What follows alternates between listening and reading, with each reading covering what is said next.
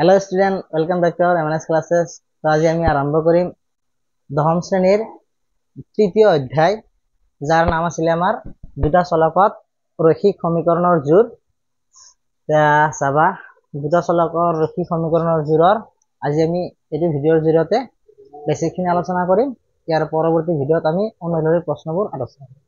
চাবা ইয়াৰে বেছিকখিনি কি আছিলে যে দুটা চলক x আৰু y এযোৰ ৰৈখিক সমীকৰণৰ সাধাৰণ আৰ্হি হল a1x plus b1y plus c1 equal 0 and a2x plus b2y plus c2 equal 0, যত a1 b1 c1 a2 b2 c2 belongs to R।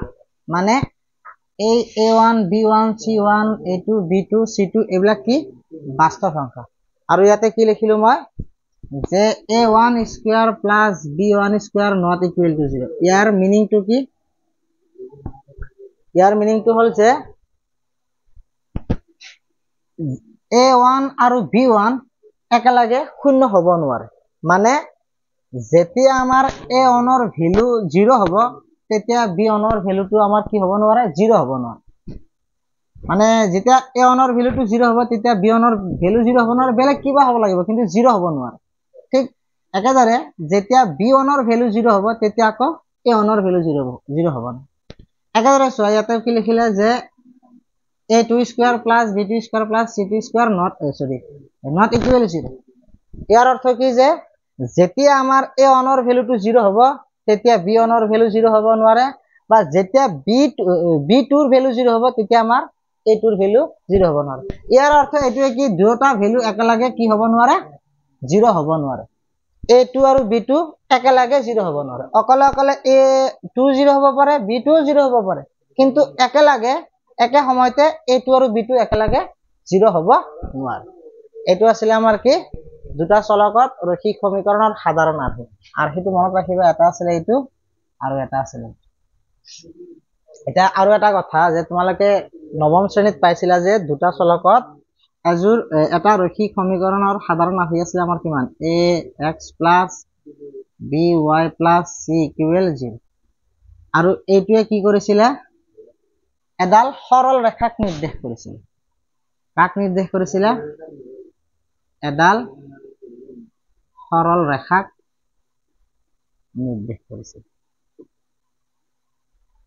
যে সৰল ৰেখাবিলাক কি আছিলে, তাতে শৰ্ত পাইছিলা, এৰ মান 0 হলে কি হয় পাইছিলা, 9ত পাইছিলা যে এই সমীকৰণটোৰ ক্ষেত্ৰত যদি a ইকুৱেল 0 হয় কি পাইছিলা, কিবা এটা শৰ্ত, b ইকুৱেল 0 হলে কিবা পাইছিলা, আকৌ c ইকুৱেল 0 হলে কিবা পাইছিল।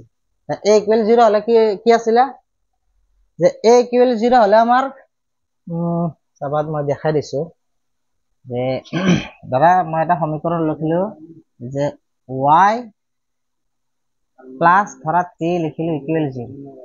ইয়াতে x টো নাই, মানে কি এৰ ভ্যালু 0। ইয়াৰ যদি আমি গ্রাফ আঁকো, লেখ আঁকো, তে কিমান হৈছিল, y এর মান -3। তে -3 হলে কি আছিল, -3 হলে ইফালে মানে x এর মান আমি যিয়ে নলওঁ কিয় y এর মান সদায় কি ওলাব, -3।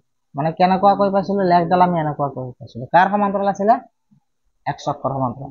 তে যদি এৰ মান 0 হয় কাৰ সমান্তৰাল আছিলে, x অক্ষৰ, b এৰ মান 0 হলে y অক্ষৰ সমান্তৰাল আছিলে, আৰু c এৰ মান 0 হলে আমাৰ মূল বিন্দুৰ মাজেৰে গৈছিল। লেখডাল কাৰ মাজেৰে গৈছিল, মূল বিন্দুৰ মাজেৰে গৈছিল। এইবিলাক কথা তোমালোক ক্লাস 9ত পাইছিলা।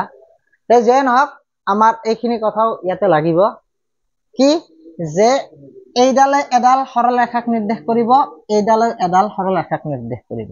9ত পাইছিলা যে দুটা চলকত যদি এটা ৰৈখিক সমীকৰণ হয় তাৰ সমাধান আছিলে কেইটা, অসীম সংখ্যক। সমাধান কিমানটা আছিলে, সমাধান আছিলে আমাৰ অসীম আছিল।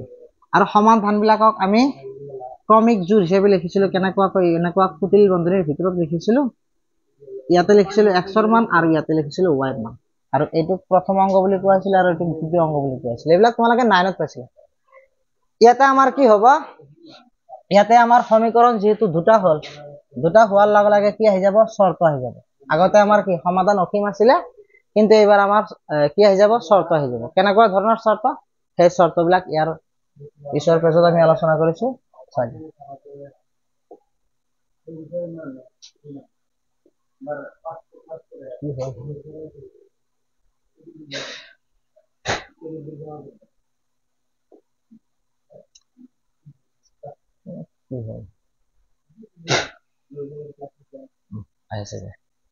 চোৱা এই যে দুটা শৰ্ত হলে মানে এডালে যেহেতু এটা সমীকৰণে যেহেতু এডাল ৰেখাক নিৰ্দেশ কৰে এইটো এডাল ৰেখাক নিৰ্দেশ কৰিব এটা ভাবা এখন সমতলত যদি এখন ধৰা এখন সমতলত যদি মই দুডাল সৰল ৰেখা দলি মাৰি দিও তাতে তিনিটা ঘটনা ঘটিব পাৰে কেনেকুৱা এটা চাবা এনেকুৱা হ'ব পাৰে ধৰা এডাল এনেকে পৰিল আৰু এডাল এনেকে পৰিল কেইটা বিন্দুত কটাকটি কৰিল এটা বিন্দুত আৰু এটা হ'ব পাৰে কেনেকুৱা যে 2 নম্বৰ এডাল ৰেখা আনডালৰ ওপৰত এনেকে পৰি যাব পাৰে মিলি যাব পাৰে আৰু 3 নম্বৰ কেনেকুৱা হ'ব পাৰে যে দুডাল ৰেখা এনেকুৱা সমান্তৰাল হ'ব মানে যেতিয়া আমাৰ সমীকৰণ দুটা হ'ব তেতিয়া আমাৰ শৰ্ত কেইটা হৈ যাব তিনিটা হৈ যাব এটা শৰ্ত কি যে এটা বিন্দুত কটাকটি কৰিব পাৰে নাইবা লেখ দুডাল এনেকুৱাকৈ মিলি যাব পাৰে আৰু এটা কি হ'ব পাৰে সমান্তৰাল হ'ব পাৰে মানে এনেকুৱাকৈ বৰাই গৈ থাকিলে কত লগ নালাগে আৰু এটা কথা মনত ৰাখিবা যে লেখ দুডালে যিমানটা বিন্দুত কটাকটি কৰে সিমানটা সমাধান থাকে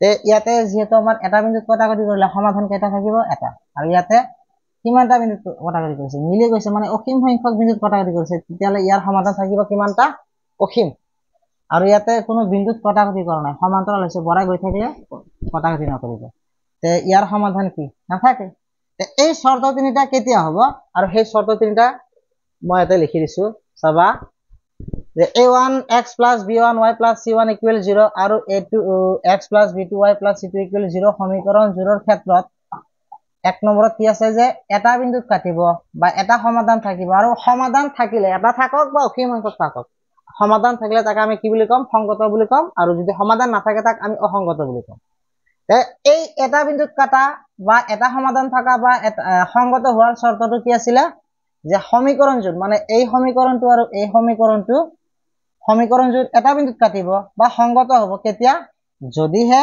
a1/a2 not equal b1/b2 আৰু দ্বিতীয় শৰ্তটো কি হল যে সমীকৰণ জোড়ৰ অসীম সমাধান থাকিব আৰু সমাধান যেহেতু আছে তাক আমি কি বুলি কম সংগত বুলি কম বা মিলি যাব বা লগ লগা হ'ব যদিহে কি a1/a2 = b1/b2 = c1/c2 3 নম্বৰ হল যে সমীকৰণ জোড়ৰ কোনো সমাধান নাথাকে আৰু সমাধান নাথাকিলে তাক আমি কি বুলি কম অসংগত বুলি কম বা সমান্তৰাল হ'ব একেই কথা সমাধান নথকা বুলি ক'লেও আমাৰ এইটোৱে শৰ্ত হ'ব অসংগত বুলি ক'লেও এইটোৱে হ'ব আৰু যদি সমান্তৰাল বুলি কয় এইটোৱে হ'ব আৰু সেই শর্তটো আছিল কি যে যদি a1/a2 = b1/b2 not equal c1/c2 হয় তেতিয়াহলে আমাৰ কি হ'ব সমীকৰণ জোড়ৰ কোনো সমাধান নাথাকে নাইবা অসংগত হ'ব বা সমীকৰণ জোড় আমাৰ সমান্তৰাল হ'ব তো এই তিনিটা শৰ্ত তোমালোকে মুখস্থ কৰি ৰাখিবা মনত ৰাখিবা ইয়াৰ পৰৱৰ্তী ভিডিঅ'ত আমি এই শৰ্তবিলাক প্ৰয়োগ কৰি গণিত